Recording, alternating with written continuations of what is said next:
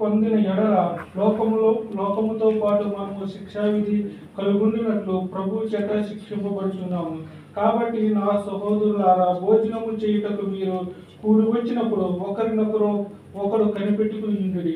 మీరు కూడి వచ్చుట శిక్షావిధికి కారణము కాకుండానట్లు ఎవరైనా ఆకలి కొనుని ఎడల తన ఇంటినే భోజనము చేయవలెను.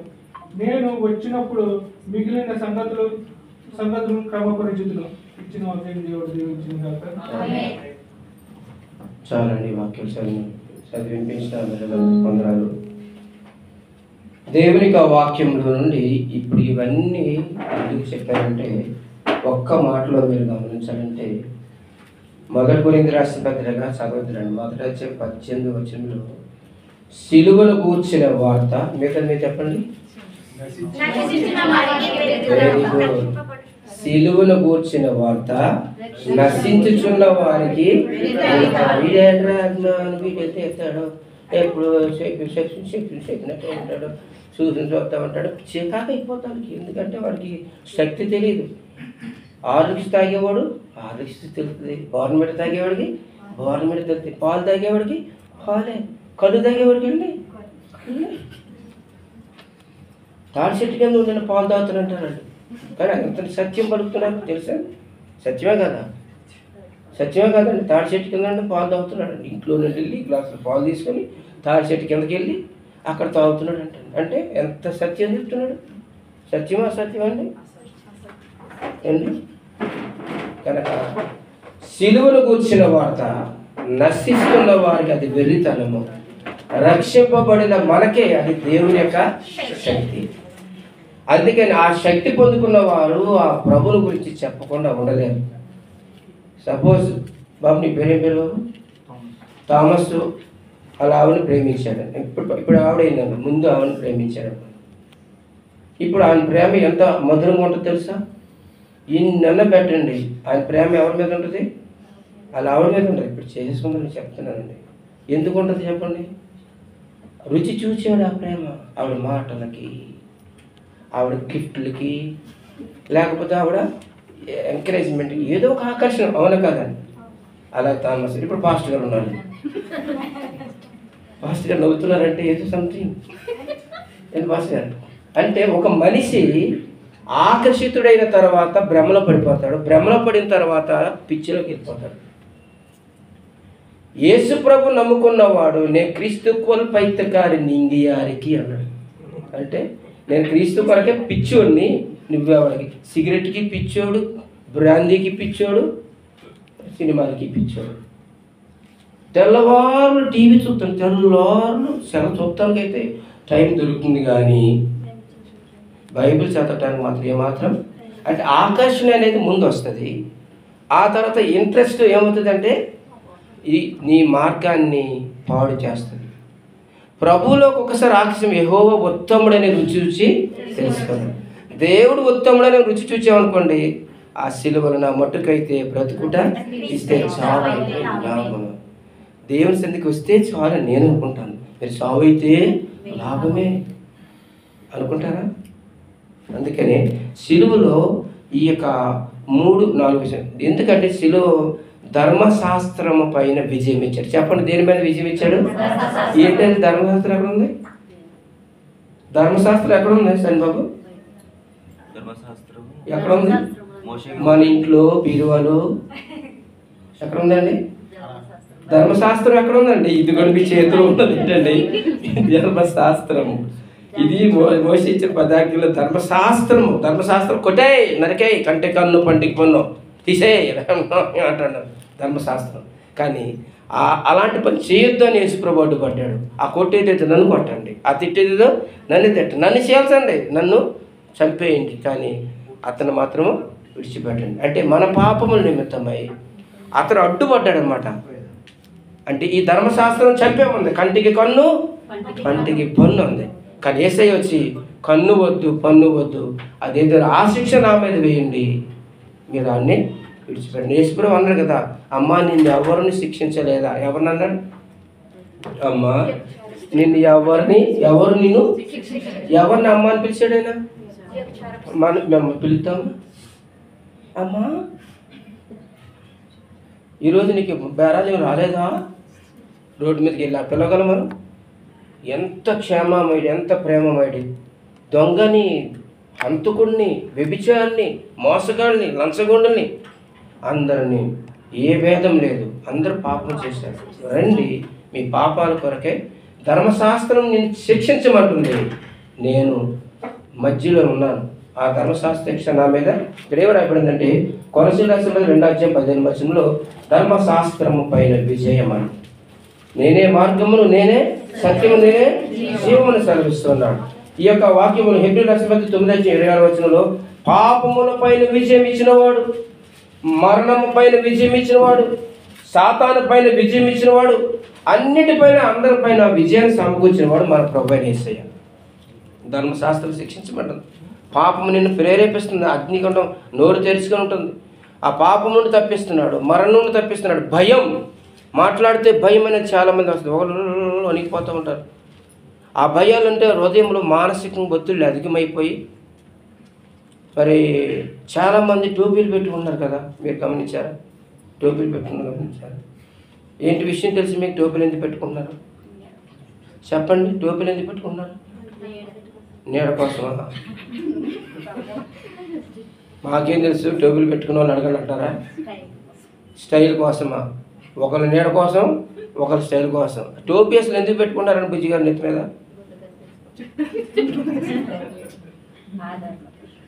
ఓవర్ హీట్ అండి. పైన ఆలోచనతో లోపల హీట్ కొడుతుంటే, పైనుండి హీట్ కొడుతుంటే మధ్యలో ఉన్నాయని నాకు మొదలెట్టేసినాయి. చాలా కాలం తర్వాత మొదలు రాస్తున్నాయి. టెన్షన్ ఎక్కువ ఎవరికి ఉంటుందో ఇంటికి అలా ఊడిపోతాయి. భయం ఎక్కువ ఎవరికైతే ఉంటాయో స్నానాలన్నీ తప్పిపోతాయి. ఏం తప్పిపోతాయంటే ఏం తప్పిపోతాయి? తినాల్సిన టైంలో తినరు శనిబాబు, పడుకోవాల్సిన టైంలో పడుకోరు, రావాల్సిన టైంలో రారు. టెన్షను. నా పనే ముఖ్యం, నా తిండి తర్వాత, ఆ తర్వాత పడకే ముఖ్యం, ఆఫీస్ తర్వాత. ముందే మనం ఏం చేయాలా? ఆరోగ్యాన్ని బతికుంటేనే ఏదైనా చేయగలం. అంతేనమ్మా? అంత కోపం చూస్తున్నాంటమ్మా. బతికుంటేనే కదా మనం ఏదైనా చేయాలి. చచ్చిపోయిన తర్వాత ఏం చేయగలం? బాగున్నంత సేపు అందరు నీ దగ్గరికి వస్తారు. ఏమాత్రం రోగం వచ్చి మచ్చాను పడు, మీ ఫోన్ పని అప్పగించు, ఫోన్ కూడా తీరు. ఎందుకు తీరు? డబ్బులు ఎడతారేం పాస్తే ఫోన్ చేశారంటే ఆల్రెడీ ఆగి కడుపు నొప్పి అని పాలరాజు గారు తీసుకెళ్ళి హాస్పిటల్ జాయిన్ చేశారంట. ఇప్పుడు పాస్టర్ గారు ఫోన్ వచ్చిందంటే మనకి ఏం కావాలి? ఇప్పుడు డబ్బులు కావాలి. ఎందుకు వచ్చింది గొడవ? మీ జబ్బు వస్తేనే మోహన్ ప్రార్థన చేయాలా? పాస్టర్ గారు జబ్బు వస్తేనే ఫోన్ కట్టేయాలా? దేవుని స్తోత్రం.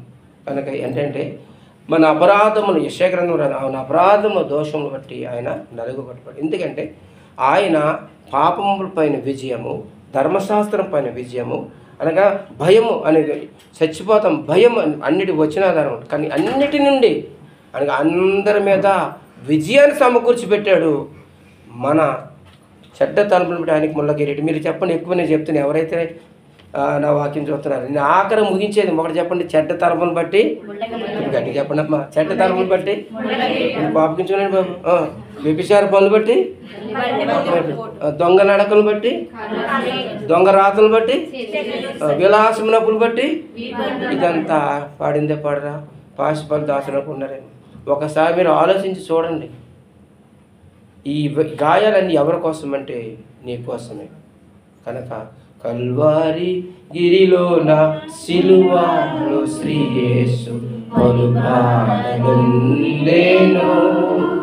ఘోర బాధలు పొందెను. కల్వారి గిరిలో సిలువలో శ్రీ యేసు పలుకాడెను, ఘోర నీ కోసమే, అది నా కోసమే, నీ కోసమే, అది నా కోసమే.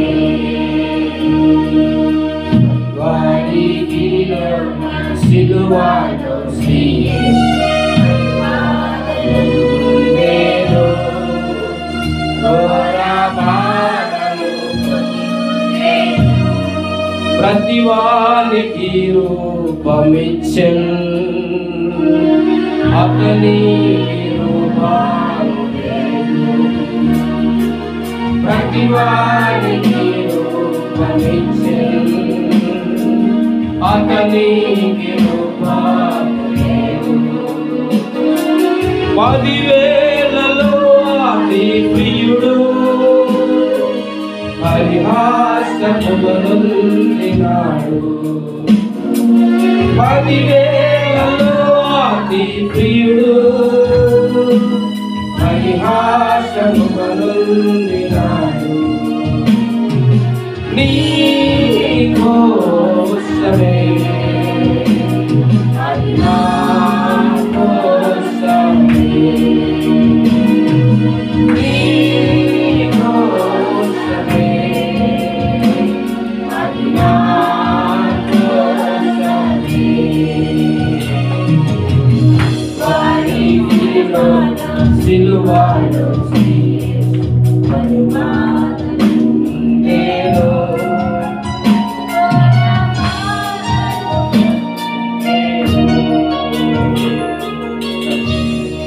యేసు ప్రభువారు శిష్యులను మేడగదిలో తీసుకెళ్ళి ఇది నా ఆఖరి అంతిమ యాత్ర, నేను మీతో ఉండను, ఇంకా నేను మనిషిగా మీతో 3.5 సంవత్సరాలు ఉన్నాను, 33 సంవత్సరాలు జీవించాను, 3 సంవత్సరాలే సువార్త ప్రకటించాను. అయితే నేను వెళ్ళిపోయే టైం నా దగ్గరికి వచ్చింది కనుక నేను లేనని మీరు బెంగ పెట్టుకోవద్దు.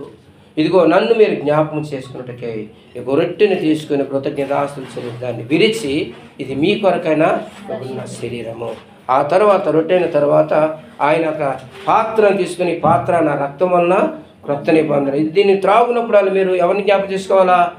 యేసు ప్రభుని జ్ఞాపకం చేసుకోవాలి. ఎప్పుడైతే రొట్టె ద్రాక్షరసం తింటారో ఒక తప్పు చేయాలనుకున్నప్పుడు ప్రభు నాలో ఉన్నాడనే మనసాక్షి అధికమైన గద్దింపేస్తుంది. ఆ మనసాక్షి గద్దింపు ఎప్పుడైతే వస్తుందో ఆ పాపాన్ని కనుక మనం ఒకసారి, అందుకనే యేసు ప్రభు వారు ఈ బల్లారాధనలో ఉన్నప్పుడు సిల్లిగా తీసుకుంటే సిల్లిగానే పోతారు, సీరియస్గా తీసుకుంటే సీరియస్గా ఉంటారు. ఇది మనసాక్షికి అంతరాత్మకు సంబంధించిన కార్యం. ఇది బాహ్యంగా నెలలో బాప్తిసం తీసుకునేది ప్రజలెదుట నువ్వు విశ్వాసి, కానీ అంతర్గతంలో దేవునికి నీకు ఒక సంబంధం. ఎవడు ఈ పాత్రను అయోగ్యముగా తినును లేకపోతే ఈ పాత్రలను త్రాగును ప్రభు యొక్క శరీరమును గూర్చి రక్తం గూర్చేయండి అనేకులు రోగులైపోతున్నారు. చాలామంది నిద్రిస్తున్నారు. రోగులైపోతుంటే నిద్రిస్తున్నారంటే దాని అర్థం ఏంటి? అంటే దేవుని కార్యాలకి మనం లెక్క చేయకపోతే మనకు తెలియకుండానే సాపకన్న నీడలాగా మన వృత్తి మనం వెంటాడుతుంది. ఎందుకు వచ్చిందో మనకు తెలియదు, కానీ మనం చేసినది మనం వెంటాడుతుందని మనం కనుక ఈ బల్లారాధన రొట్టెగా ఆలోచించవద్దు, ద్రాక్షరసం ఆలోచించద్దు.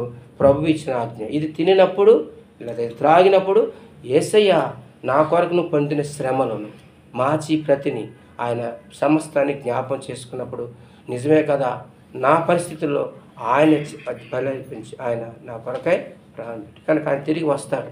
నేను వస్తాను, కానీ నాకన్నా ముందు మీకు ఎవరిని పంపుతానన్నాడు? ఆయన పరిశుద్ధాత్మను ఆదరణకర్తను పంపుతానన్నాడు. ఆ ఆదరణకర్త మనకు వచ్చి మన జీవితాలను ఉద్ధరణ చేస్తాడు. అందరు కళ్ళు మూసుకొని చిన్న ప్రార్థన చేసుకుందాం. పరిశుద్ధ పరమ తండ్రి, ఈ బల్లారాధనకు ప్రభావాలను సిద్ధపడి వెళ్తున్న బిడ్డలను ఒకసారి మీరు జ్ఞాపకం చేసుకుంటాం. ఆత్మీయ జీవితంలో ప్రభావాలను ఇంతవరకు నాయన ఆ సెలువును కూర్చున్న వార్త నశించే వారికి వెరితనంగా ఉంటుంది, అదేదో అనుకుంటున్నారు, కానీ రక్షింపబడిన మాకు అది గొప్ప శక్తి, అది బలము. ఎందుకంటే మా పాపము నుండి, మా యొక్క బంధకాల నుండి, మా యొక్క భయాల నుండి, ఆ ధర్మశాస్త్రం నుండి అన్నిటి నుండి విజయాన్ని ఇచ్చిన దేవుడు, విజయశీలుడు. ఈ లోకంలో ఉన్నవారు, నాలో ఉన్నవారు గొప్పవాడు ఆయన.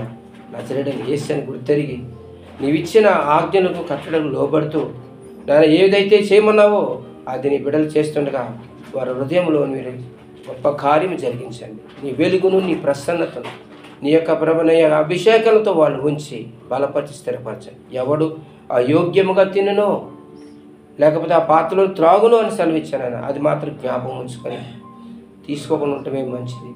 తీసుకొని నా శరీరానికి రోగం తెచ్చుకునే కన్నా తన తప్పిదము తెలుసుకొని సరి చేసుకుని ముందు రావటం మంచిదని సెలవిస్తున్నాం. అట్టి జీవితం విడుదల దయచేయండి.